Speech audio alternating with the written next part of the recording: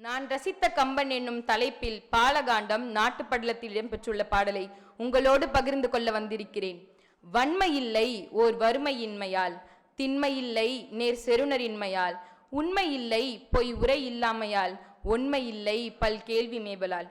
கோசலை நாட்டினுடைய அழகை வர்ணிக்கின்ற இடத்தில் கம்பர் கூறுகின்றார், கோசலை நாட்டில் வறுமை சிறிதும் இல்லை, அதனால் வன்மையின் சிறப்பு தெரிவதில்லை.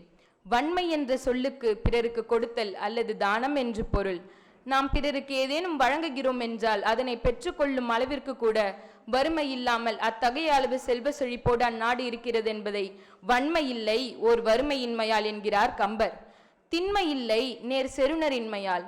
திண்மை என்பது வீரத்தை குறிக்கும். கோசல நாட்டில் பகை கொண்டு போர் புரிபவர் எவரும் இல்லர்.